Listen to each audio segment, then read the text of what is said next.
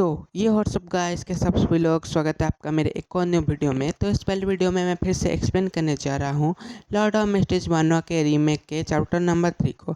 इससे पहले जिन जिन लोगों ने मेरे चैप्टर नंबर 1 और 2 के एक्सप्लेनेशन को नहीं देखा है, मैं उन लोगों को बताना चाहता हूँ। सबसे पहले जाइए और जाके हमारे चैप्टर नंबर 1 और 2 के एक्सप्लेनेशन को देख लीजिए। उसके बाद आके आप हमारे चैप्टर नंबर 3 के एक्सप्लेनेशन को भी देख सकते हैं। Let's begin the video. Chapter की स्टार्टिंग होती है और हमें उसी डेविएशनरी लड़कियों का सीन दिखाया जाता है जो कि बोल रही होती है क्या कस्टमर को अपना डेविएशन करना है। मैं डेविएशन का मतलब बता देता हूँ। डेविएशन का मतलब होता है अपनी किस्मत को देखना। यह सुन के हमारा मेन कैरेक्टर बोलता है नहीं, इसकी कोई ज़रूरत नहीं है। उसके बाद वो डेविएशनरी फिर से बोलती है मेरे टैरोट की डेविएशन पूरी तरह से एक्यूरेट होती है। यह सुन के हमारा मेन कैरेक्टर बोलता है टैरोट कार्ड्स वो पूरे 170 ईयर्स पहले रोजाल, जो कि उस एरा के एक रिपब्लिक काउंसिल के मेंबर थे, उनके द्वारा बनाई गई थी।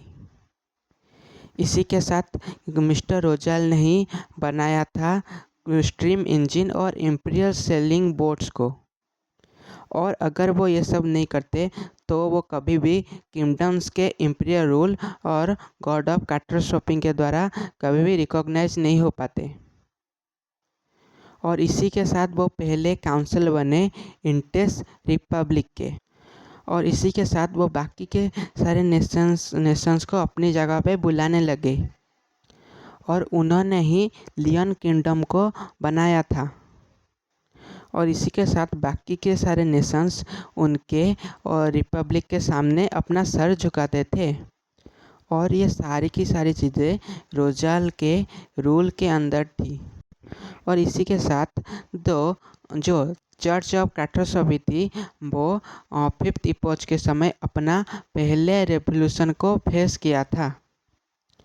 और इसी के साथ जो द गॉड ऑफ कैटास्ट्रोफी थे वो चेंज हो गए God of stream and machinery में।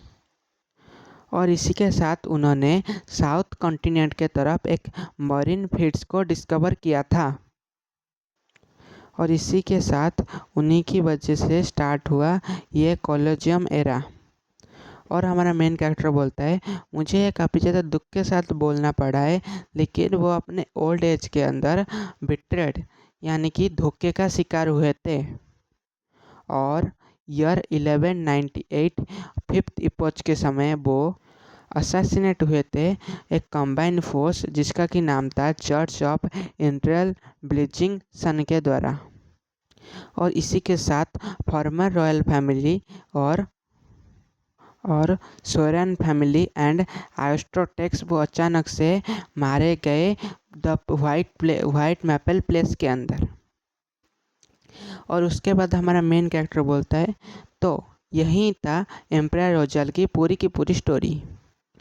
उसके बाद हमारा मेन कैरेक्टर बोलता है तो फिर क्या वो मेरी तरह ही एक ट्रांसमाइग्रेटर थे? अगर ये एम्परर रोजाल के बारे में है तो मैं यहाँ पर एक ट्राई तो ज़रूर दे सकता हूँ, अगर मुझे इसका प्राइस सूटेबल लगा तो। उसके बाद वो डेविएशनरी बोलती है सर आप हमारे पहले कस्टमर हो तो आपके लिए ये पूरी तरह से ही फ्री है।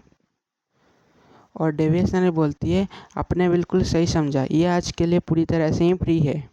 उसके बाद हमारा मेन कैरेक्टर ये बात सुन के सोचते हुए बोलता है फ्री की चीज़ें इतनी ज़्यादा अच्छी नहीं होती। उसके बाद हमारा मेन कैरेक्टर बोलता है सोचते हुए बोलता है क्या अगर ये इतनी ज़्यादा कैपेबल है तो फिर क्या ये मेरे इस दुनिया के अंदर ट्रांसमाइग्रेट होने के पीछे के राज के बारे में पता लगा सकती है? उसके बाद हमारा मेन कैरेक्टर फिर से सोचते हुए बोलता है तो फिर क्या अगर ये सारी चीज़ें सच हैं तो क्या शायद से एम्परर रोजाल वो भी मेरी तरह ही एक ट्रांसमाइग्रेटर थे? और उसके बाद वो डेविएशनरी फिर से बोलती है सर अगर आपको अपना किस्मत के बारे में जानना है तो आपको सबसे पहले इन कार्ड्स को सफल करना पड़ेगा। ये बात सुन के हमारा मेन कैरेक्टर बोलता है क्या मुझे करना पड़ेगा? अच्छा ठीक है। उसके बाद हमारा मेन कैरेक्टर हमें बोलता है एक कीबोर्ड वॉरियर होने के वजह से मुझे ये सारे ट्रिक्स के बारे में पहले से ही पता है।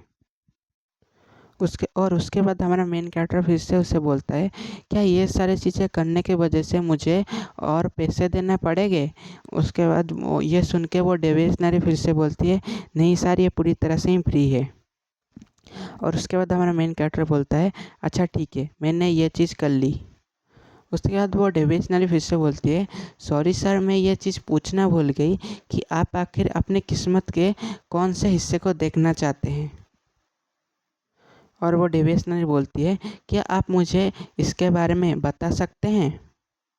और ये सुनने के बाद हमारा मेन कैरेक्टर बोलता है, मैं अपने पास्ट, प्रेजेंट और फ्यूचर को देखना चाहता हूँ।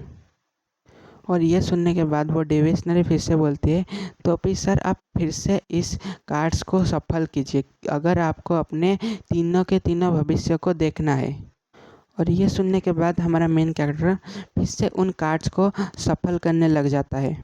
और इसी के साथ हमारा मेन कैरेक्टर इन सारे कार्ड्स को सफल करके डेस्क के ऊपर रखते हुए बोलता है, क्या तुमने मुझे नहीं बताया था क्या कि ये एक पूरी तरह से फ्री सर्विस है?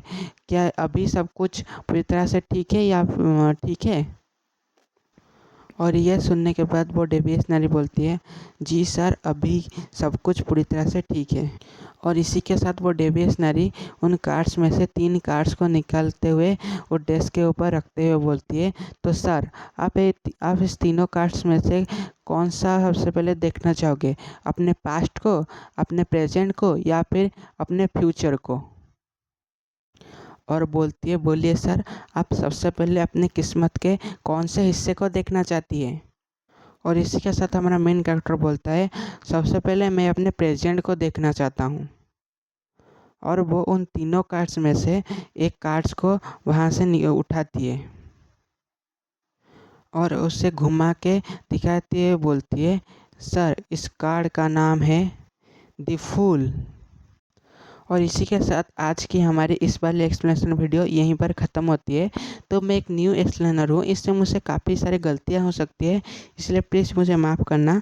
और मैं अपने एक्सप्लेनेशन को हमेशा की तरह जैसे बोलता हूँ वैसे ही मैं सुधारने की कोशिश कर रहा हूँ। और आज मुझसे काफ़ी सारी गलतियाँ हो सकती है क्योंकि आज मुझे कुछ काम की वजह से मैं काफ़ी ज़्यादा जल्दी में था।